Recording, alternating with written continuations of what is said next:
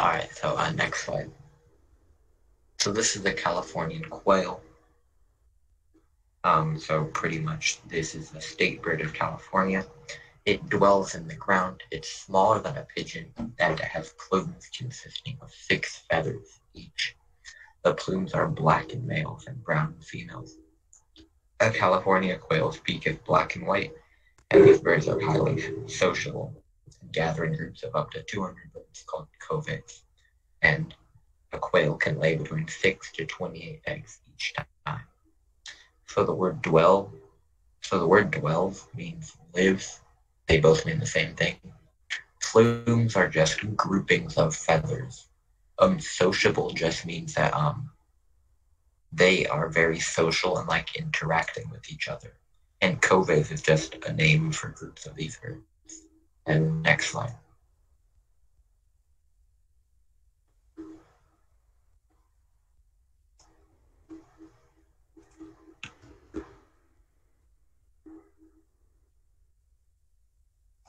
All right, and next slide.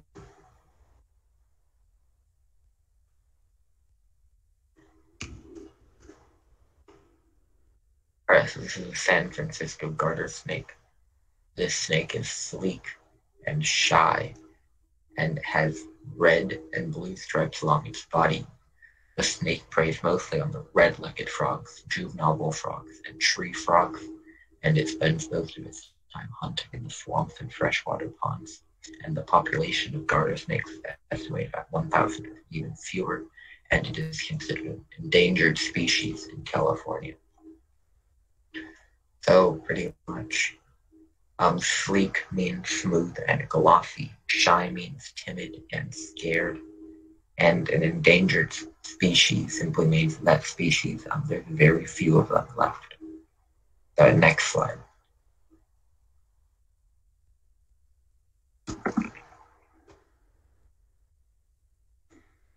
This is the golden trout, and it's California's state fish. This fish was first spotted around Lake Isabella. It thrives well in fast-flowing cold waters, and they prefer water temperatures of 58 to 62 degrees Fahrenheit. The golden trout is considered one of the most beautiful fish in the world due to rainbow colors. The fish has a red belly, green back, and white-orange fins, and it feeds on insects and tiny shrimps. So the word thrives means that it does well in. Prefer means that it chooses. And Fahrenheit is just a way of measuring temperature. Next slide.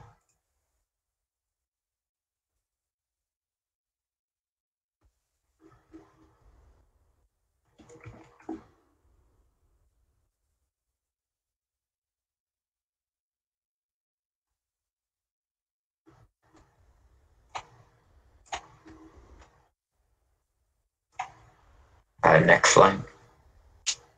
So this is a bat ray. Bat rays are known for their eagle-like look, which is a result of their wing-like fins. Bat rays are found in muddy or sandy environments of Oregon, all the way down to the Gulf of California. They can grow up to 200 pounds in weight, and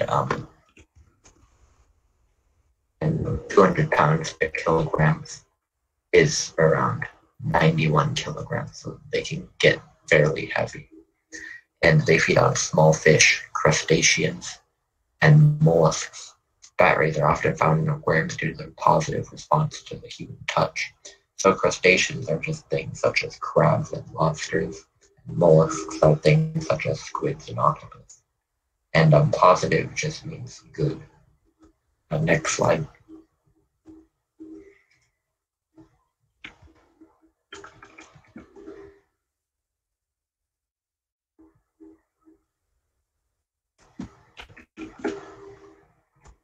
This is the golden beaver. The golden beaver is considered to be the largest rodent in North America. Golden beavers are good swimmers, and they may be found in streams, rivers, and ponds. They are herbivores. They are also nocturnal, which means that they sleep during the day and are mostly active at night. Beavers live in colonies, and a mature beaver can live up to 20 years in age. So a rodent is just something such as like a rat or a mouse, so they belong to the same family as rat and as rats and mice. A stream is just a small river. Herbivores means that they just eat mainly plants. Nocturnal means that they are active during the night and sleep during the day.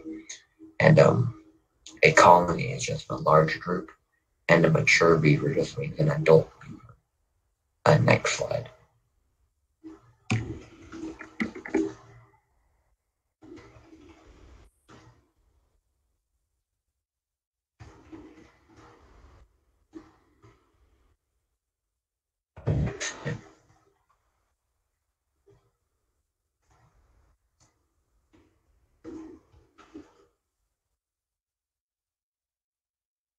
Um,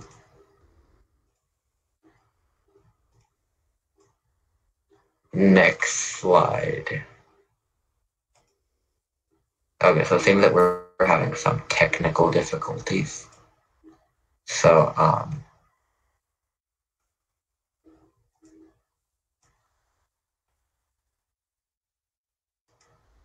yes, we're having technical difficulties. So, okay, actually, never mind. All right, so this is a luminous millipede. Luminous millipedes are about 4 centimeters in length and live in southern parts of California.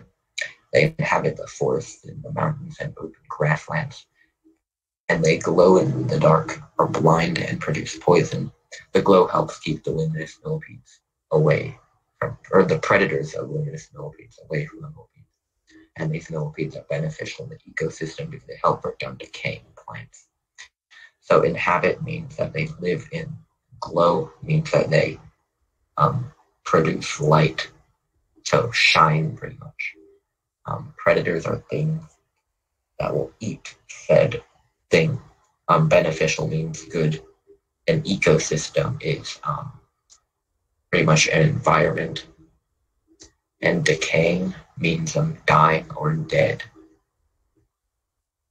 Next slide.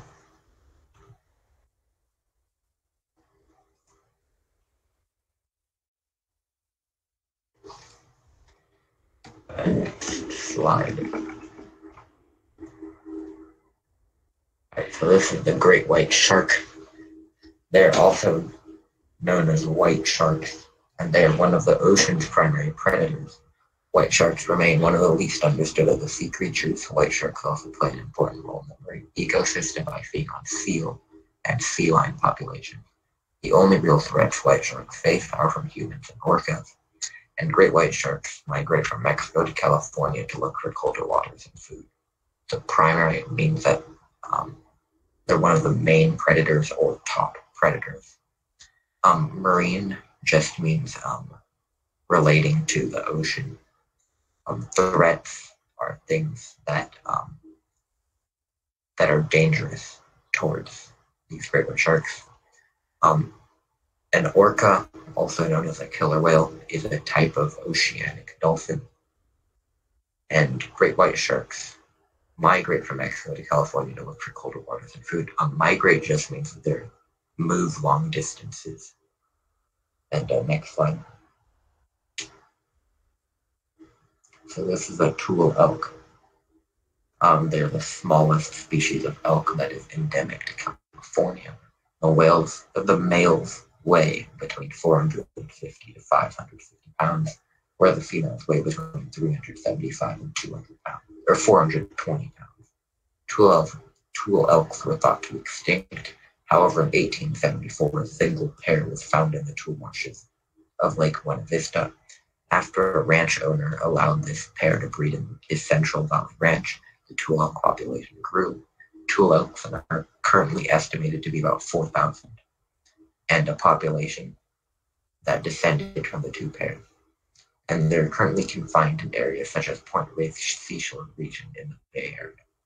So an interesting thing about Tule elks is that every single Tule elk alive originated from that one pair of Tule elk found in 1874. Endemic just means that they're found in. Extinct means there's no more of them. Estimated is pretty much what you guess something to be. Descended means that they came from, and confined just means that they're they're confined pretty much means that they are trapped necessarily.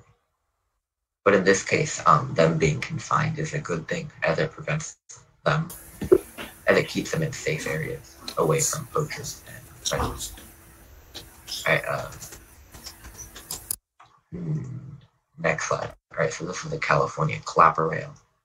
Its name is derived from the call it makes, which sounds like clapping. They are found in the salt marshes of Morro Bay and San Francisco Bay. These birds feed on mollusks, insects, crustaceans, frogs, and other small mammals.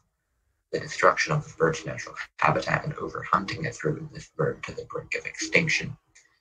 There's an estimated clapper population is less than 1,000 birds, and derived means that it came from mollusks, like I said, are octopus and squid.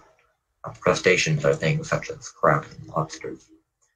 Destruction means the destroying of habitat is pretty much the bird's pretty much where it lives. Brink means the edge of, so like almost pretty much. And then estimated is what you guess something to be, usually referring to numbers. And yeah, that's it for the California animals.